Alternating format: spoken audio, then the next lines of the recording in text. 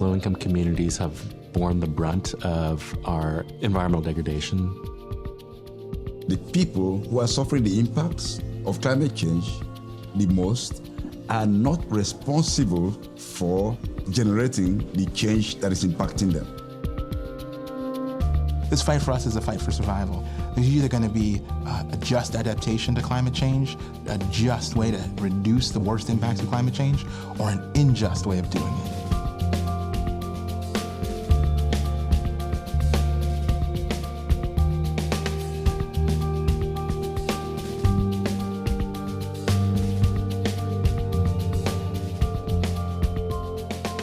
California has for a long time been a leader in establishing really strong environmental legislation. Assembly Bill 32, California's greenhouse gas legislation, says that we have to reduce California's greenhouse gas emissions by the year 2020 to 1990 levels. There's nothing like this anywhere in the United States. In 2010, two oil companies from Texas were trying to come to California and undo what so many in California really supported wholeheartedly. Two Texas oil companies have a deceptive scheme to take us backwards. They're spending millions pushing Prop 23, which would kill clean energy standards. What Proposition 23 would have done would have effectively frozen the implementation of AB 32, our greenhouse gas legislation, indefinitely. The fight to defend AB 32 was known as the No on 23 campaign, or the fight to defeat the dirty energy proposition. On the side of working to defeat Prop 23, there were resources from foundations and others, but a lot of that money went to what can be considered the more mainstream environmental groups. We saw grassroots groups of that had worked in communities for decades, who could stand up and say, you know, we want a seat at this table. Our sisters and brothers in the environmental movement weren't first sure how to invite us in, didn't know quite how to work with us, didn't understand yet that they were living in a different moment. Our goal statewide is to talk to 209,000 voters, right? And we're going to identify... For environmental justice, for community-based organizations, to take on a message around health and jobs was so much about how we already talk about this issue in our communities. We connect social justice issues to the fact that when we change things like this proposition and we overturn them, how those can then benefit our communities, okay? California is a majority people of color state. We're the fastest growing sector of the electorate. 73% of voters of color opposed Proposition 23 versus 57% for the white voters. Communities United Against the Dirty Energy Proposition was the coalition that we formed in order to bring a powerful voice among voters of color in particular to the table. We're connecting young people with old people, having intergenerational dialogue. We're connecting old school mainstream environmental groups with grassroots base building community organizations. So what we had actually was this almost a coalition of coalitions.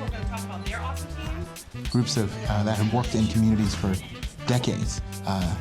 APEN, the Ella Baker Center for Human Rights, California Environmental Justice Alliance. We had Oakland Rising as one of our core allies. We had California Calls. The Greenlighting Institute, an organization called Power Pack. We had Mobilize the Immigrant Vote, MIV out there. All these folks brought everything they had to the table.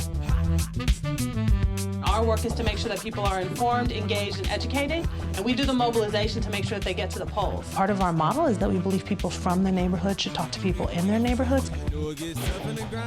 We use door knocking and phone banking. Hi, my name is Asia. I'm calling from Oakland Rising. Hello, my name is Earl Thomas. I'm calling from Oakland Rising. I'm Mikey from Oakland Rising, and I'm calling on behalf of the California. How you doing? My name's Sabrina. This is a statewide effort for us to make sure everybody here in the Oakland area gets out and vote. We went to communities of color and we said, look, these oil companies don't actually care anything about you and your jobs because they've never given us any jobs. But what they want is they want the right to pollute our air, and they want the right to pollute your children. And then we got Prop 23. When we go out and talk to people, we talk about Prop 23 and the dirty energy bill. They get right away, like, this is bad for our communities and we need to turn out. It just shows the incredible thirst for information. One of the things I think that really stood out is that we were able to reach the communities in their own languages. So we had literature in Laotian and in Spanish and in Chinese. For me, hip hop has really been a platform not just to amplify the message, but also just to start the conversation with folks who maybe felt marginalized from the environmental movement. What we really try to do is show people that climate change isn't just about polar bears. And what you saw was communities of color mobilize in huge numbers, come out in the streets and stand up and say, we want clean air, and we're not going to stand with anybody, and we're going to boycott anybody who's trying to pollute our air to make money.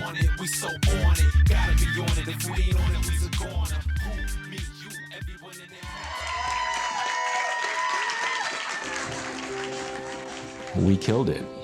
Prop 23 went down in flames. We didn't just beat these oil boys, we beat the pants off these oil boys. This was the first time, I think, where we were able to bring together all these powerful forces that were really built from the ground up. Once we saw that we could put together this coalition that had the know-how and the power to go and talk to voters in our community in the tens of thousands, we actually got us a seat at the table. Communities of color were the deciding margin in the vote on Prop 23. That gives a lot of ideas for me and hopefully for funders to see how can they be investing differently and how can they be supporting people that they don't normally work with. We know that local grassroots action gets the goods, and increasingly we need to be working with communities of color to make sure that if we want to change America, we have to involve all the voices of America. If funders can begin to support long-term work in these communities, then you'll have the outcomes such as the outcome we had around Prop 23, fashioning new alliances and new kinds of relationships between the mainstream environmental groups and the grassroots groups is going to be more and more important over time. The voices have to come from the bottom up. We need to build a leadership of the folks that are actually the most impacted, the folks that are on the front lines of living next to the refineries, the families that have kids with asthma. Many of the struggles here in California are very applicable internationally, and in fact, we know from our discussions with groups in Africa and Asia and Latin America that many of them are watching closely. We know what needs to be done. We begin to build up the work at a local, regional, and statewide level. We begin to connect with each other in a translocal and a trans-state basis. That's how we begin to build up the forces for an international treaty. If the people in Richmond could succeed to stop Chevron from expanding that refinery, then in the Niger Delta, the women can stop the oil companies from flaring gas. The face of organizing around climate in California and in the U.S. is changing. The environmental movement looks a lot more like me and my friends than it does some of the other long-standing organizations. The future of humanity and the planet must be built on solidarity, on cooperation, on peoples around the world standing together on a common platform and pushing for the same solutions. This is the future of the environmental movement, and it's a movement of people that see this issue in a different way than I think people have traditionally as well.